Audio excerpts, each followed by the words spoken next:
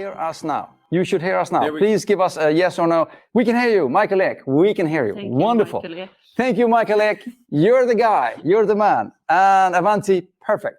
Wonderful. Yash from India. Awesome. What a terrible picture today, because I'm actually on my mobile phone over there into the computer here. It's great we're going to talk about technology. Exactly. In a tech universe. Exactly. Welcome to the biggest tech university in Sweden. Anyway, Donnie here. I'm here with Josefine Hölling. Thank you for having me. I'm really pleased to be here. I'm pleased to have you here. I'm always pleased to be here, but I'm happy to... Maybe we should start over. Anyway, I'm here with Josefine, the founder and co-founder of Funki Instruments. Together with Maria Svahn, you have founded and you've started Funki Instruments, which is a hardware startup. Yes. That makes musical instruments for people with some kind of... Intellectual disability. Exactly. And before let's just talk about what it actually is that you do, and then we can come back to how and how you came up with it and stuff like that. So what does Funki Instruments actually do? So Funki is a set of musical instruments that's adapted for people with intellectual disabilities. Yes. And what's special about them is that no matter how you play them, they will always sound good together. Yeah. Thanks to our like integrated musical software. So the instruments will always stay like in the same key, in the same tempo, and in the same part of the song structure. So regardless of your cognitive abilities, you can play music together with others. And also that is very easy to join in with a regular instrument, for example, a guitar or a piano. So it creates kind of a unique interaction between all kinds of people, regardless of cognitive abilities. So it's a set of instruments that I know they don't look like... No. A set of instruments that are connected with a computer in the middle. Yeah, exactly. And then as you said, you can also connect like a normal guitar or anything into that as well. So basically these instruments all have a small computer inside them. Yeah. And they communicate to our software. Yeah. And then sound goes back out to instruments. Yeah. It sounds good. And then you can just walk in with your guitar and play into your amplifier. Okay, how cool. So then everybody plays in sync, everybody plays in key, which actually enables everyone to participate in music creation and being a part of what's going on. Yeah, exactly. And it's also some kind of communication with each other, since a lot of these people might have some speech deficiencies. Yeah. So this is like it sounds corny, but a universal language. No, but it is. I know. I mean, you can go 100% super corny on me here, because I remember, I remember back in the days, this is like way back, one of your Kjetil, teacher. What is he today? Is he a teacher, professor? What is it today? Something like that. I don't know, but I met him like 10 years ago, and then he was doing experiments with just things that generated sounds. Yeah. That he could give and work with people with, severe autism spectrum and that kind of thing. So they could use that to generate noise and vibrations and feel, that, and that was like, must have been like 10 years ago or something like that. Yeah, they were quite ahead of their time, I think. And he has this thing called Music for All, which is such a great thing. And we fit much into that. So it's like music and technology for everyone. I will encourage everyone, go on YouTube, your homepage, funki.se. Yeah. Right? And do you have your films on YouTube as well, or no? Funki, have you anything? Yeah, I think we have a small video on YouTube as well. But you can find it on Funki. Go to funki.se and check out the website and check out the short film clip that's on there as well. It's incredible stuff. I mean, it's tear-jerking, super corny, wonderful stuff. It is. But okay, so let's go back to the start of Funki. I mean, how did the idea come to be, and how did you get the idea, and how did it start? Well, it is a lot thanks to Kjetil. We have a lot to thank him. But me and Maria studied at media technology over there in the sound and music computing and like physical interaction master. And then we had a course called IT for Disabled that Kjetil had, and we were gonna create musical instruments for this special school. Yeah. And so we all did that, we all did different things, and then this idea came up in a group. Then we took further, and then Kjetil encouraged us to talk to you, and then we started here at the incubator program. And also a lot why we are doing this is also because Maria has over 10 years of experience of working with these people as a teacher's assistant, I think it's called, at the same school that we worked with. So we know a lot about the target group, we know what everyone needs, and we have been able to work with them like from the start, from the very first prototype to develop together with the users. So Maria has that experience, and you were also, I mean, you were in tech here as well. Tech and music, and I also work with people with autism. And so it all came together, like it's all of our hobbies in one project. And you've done, they're doing incredible work, and the instruments are super cool, and it's incredible to see these, the films that you've shown me as well, when you're out testing the instruments in the school, because people not only can use them to communicate themselves, but they can also get a feeling of actually communicating in a group with other people. And you can see that it, the whole coming together part is amazing. And when we've been out playing, I've been like playing the guitar, and the group has been playing the Funki Instruments, and I have as much fun as I do, if not even more, because I'm not so good with guitar, but then I can, like, everyone can like participate at their own skill level.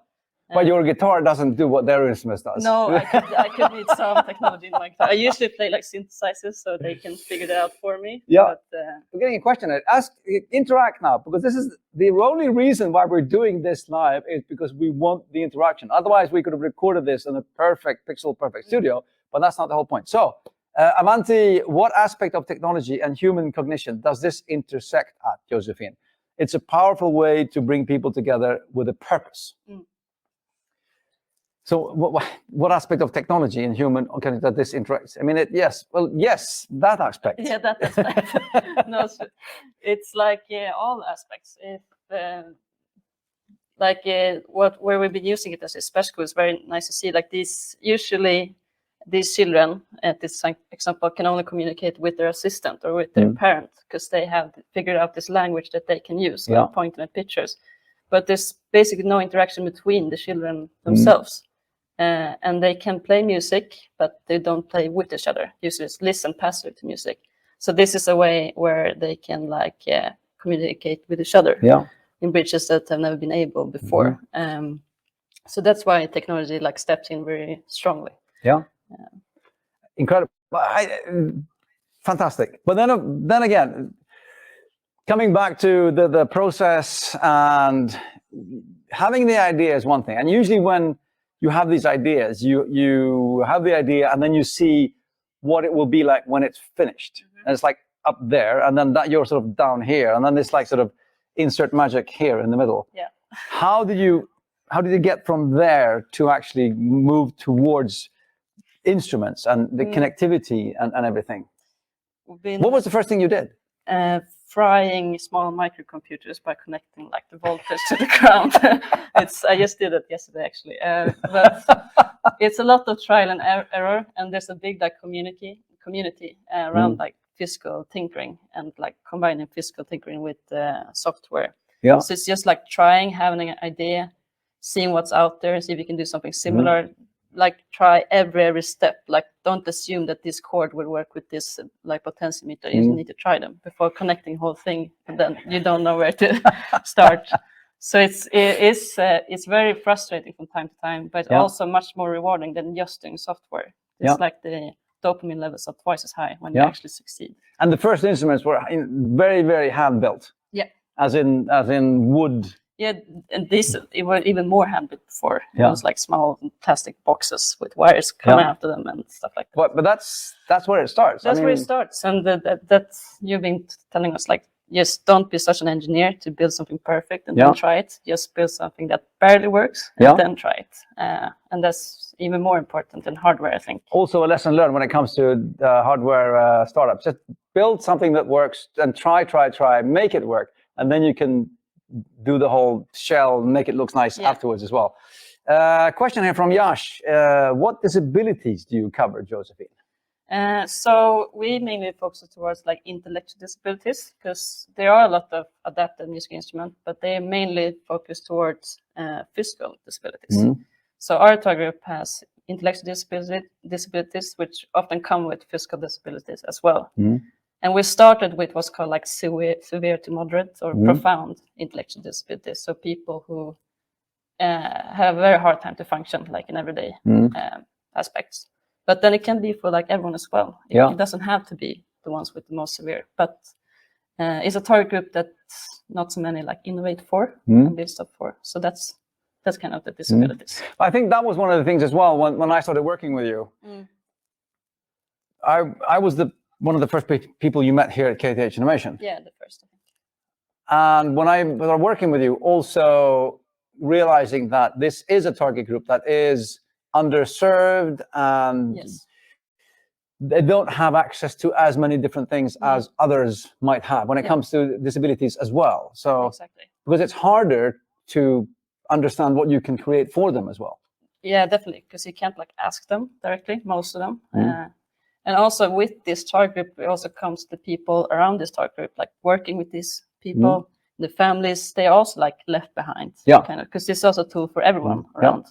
So it's a group that not many people interact with or even see, or because they're not at your workplace sometimes. And I just want to say, I mean, please, no offense at all meant when we say these people. It's not.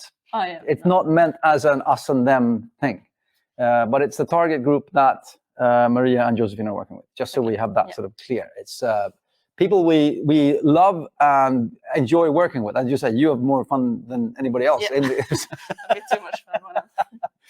Oh, well, it's a great tool. So then you've built something that works. Okay, fine. What happens then? How do you go from there to something that they can sort of click on a web page and just order? Well, what happens now? That is like the step we are working towards now. Like and finishing the MVP, and then like people haven't trying that and say like we want this, and then they can order it. And it takes, you want to be really sure that people want it, and that you have support for people who've done the same things, or like hardware and technology things. Because you can't just build something. If it works, I can't sell it to someone, because if it breaks down, it can't break down. And it has to be have this kind of certifications on it. So I think you're just reaching out, and if you have a good idea, people want to help. Like it's very easy for us to find people who is willing to engage in this, not because it's just a nice idea, but also because it's like fun technology-wise. It's like interesting. So I think like reach out to other people for help when it comes to that stage. And also have a lot of backup. People said that they want it. At the moment, they're working on the, what should we call it? The first production version of the instruments that will go into, well, let's call it mass production, but at a larger scale production. They can they can be done for pilot testing. They can be used for that. Exactly. What we envision will be the one that people will be able to buy from the webpage, kind of thing. We're 3D printing it right now downstairs. So 3D printing it right now downstairs. Okay. So many. Please ask us more questions as well. I have 1,000 questions going on here, but this is a very, and then today you have it, I'll call it a business to business approach, because you're working with the schools and with other departments that work with people with these kind of disabilities. Do you see it opening up in any way for like consumers as well? Yeah, that's what I would like that. So this is like I think you told us the word like the enterprise version. That's for municipalities. It's like a set of things that's going to work for 20 years. But it would be nice to do some kind of toy-like thing that you can have in your home, or just like normal instruments in a variety of like costs and what you can do with them. Definitely. And also maybe as for small children, and we've been looking at people with dementia. So it can be a quite wide group. That's an interesting opening there. I mean, when it comes to the elderly homes, people with dementia and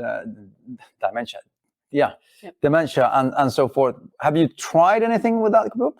Not yet. Not yet. We decided to start with this group that we're working with now. We started with like quite broad, but we felt that we can start with one. But I would really like to do that in the future. And I also think the idea of the enterprise version and the consumer version, I think that's like in my apartment building. You have a tvättstuga, you know, a laundry room, and the laundry the machines they're like super big, sturdy, 12-kilo machines thing.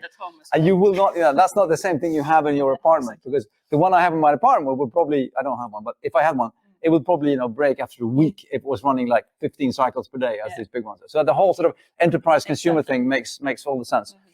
Let's see, Yash, yes, indeed, confirm demand and find a business model before you invest time and resources. Perfect, very good. And then what price point are you thinking of? Do we know that yet? We don't know that yet. No? Depends on like the manufacturing costs, and I mean, we have an idea what the places are willing to pay. Schools and such like that. But I think there's also something that needs to be worked out along the way when you know the costs of them. Because now, if we will produce them as we do now, they are quite expensive. Since it's a very, very. Well, they're very hand built. They are hand built, and also it's like keep frying these computers. It's going to be very expensive. But like when you have a larger scale, of course, it can be less expensive. And it should be reasonable. I think also, because let's not forget that there's a very, very strong software component in this business idea as well. There's a hardware component as the instrument per se, but the software component is a very large part of it as well. Yeah, that's the secret sauce of it. There's the musical software of it. Because then you're also looking at a licensing deal. I mean, a license, like an annual or a monthly sort of licensing fee that I pay to get access to the software. Yeah, because like in the software, it's going to be like a library of songs and sounds, and maybe you can it's going to be continuously updated, so it's never get boring and can work for like different ages and musical preferences. So it's like a Spotify license, but it's for these instruments specifically. How are you working? How are you working with music licensing, the royalties? And I mean, are you using like Avicii songs, or is it like 75-year-old things that is license free? I mean, how are you? What's your approach to that? Because now the music we're in this now are like made for the instruments. You know, like okay, so it's custom made songs for. So you own all the music that is played. Okay. Yeah, but like in the end, we want to be able to, so that people can be able to play music they recognize. And I mean, you can clear those kind of things. People sample songs all the time, and maybe it can be something like that. Okay. Let's see, Yash. How many early testers have you approached? In people, I think we're coming up to like 100 people who's been playing on the instruments, and I think it's 15 or something like that. What do you call it? Verksamheter, places. Yeah, places. Schools and daily activities and so forth. 15 mainly around Stockholm, but also a bit around. And they also have signed customers that want to go into a commercial deal once they have the new set of instruments as well. So things are moving nicely for this team. I'm super proud of what you've done, Josefine and Maria, but also where you're going. By the way, here's another thing from me. This is the most awarded team that we've had so far at KTH Innovation. You've won every single award that you've applied for, but been nominated for as well. So what are some of the things that you've been awarded so far? It gets to some... He's braggy, yes. Yeah. But you're my business coach, so it's fine. Well, we won the Quality Innovation Award. That was nice. Yes. That was the Quality Innovation Award. That was, so it's in Sweden. It's by the Swedish Institute for Quality, and also the international one among like 19 countries in our category. It was like small business. That was the one in Kazakhstan. That was in the finals. The finals were in Kazakhstan. Yeah. What else have we won? You won the Young Business Award from Solna. Yeah. True. That Municipality Award, Innovation Award. Exactly.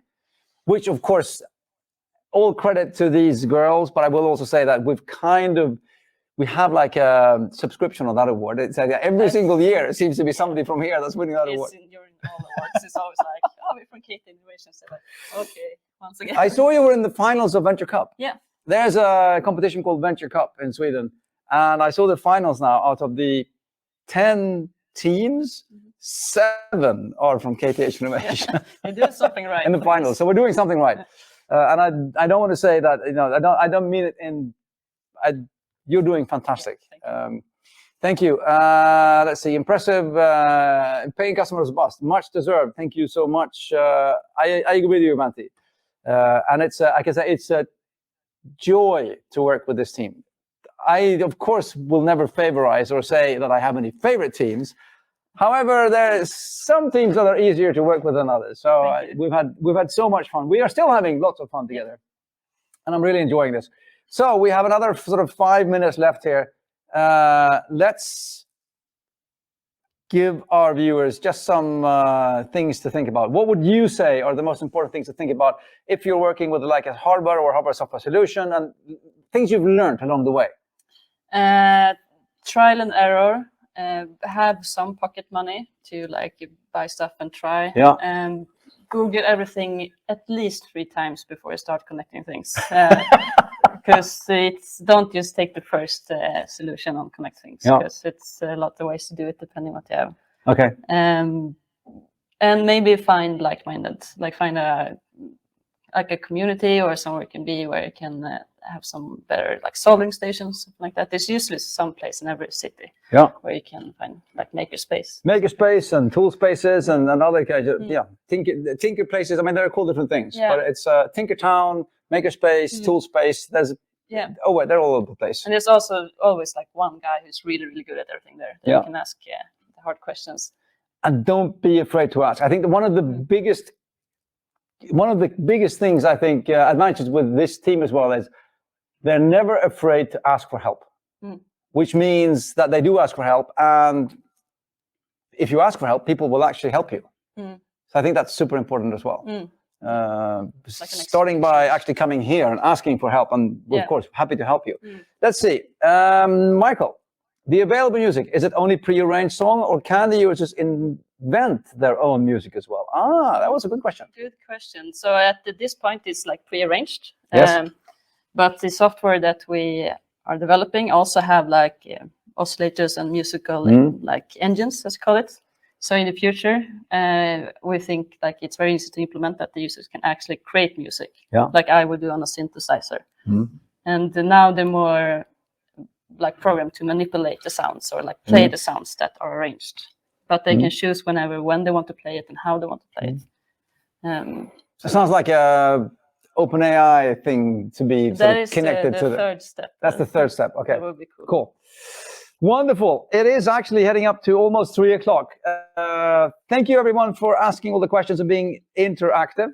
Thank you, Josefine, for coming on the show today. Thank you, Don. Pleasure, and I look forward to working with you and Maria for a little while longer. We have another sort of 6 months together or something like that. And getting the first production version series in our hands and out there. And everybody, check out Funki, funki.se. Check out the website, check out some films there. Support Maria and Josefine and everything they're doing. They're doing incredible work. I'll be back next week, Wednesday afternoon, 2-3 p.m. And then we'll see if the tech works or not. Hopefully, maybe I was going to make a joke that I'm not going to phone you if I have to disarm a bomb. Should I cut the red wire or the green wire? That's joking about that. Anyway, I'll see you next week, 2:30 p.m. Innovation Fika. Thank you, Josefine, and have a great day, everyone. Thank you. Bye for now. Thank you.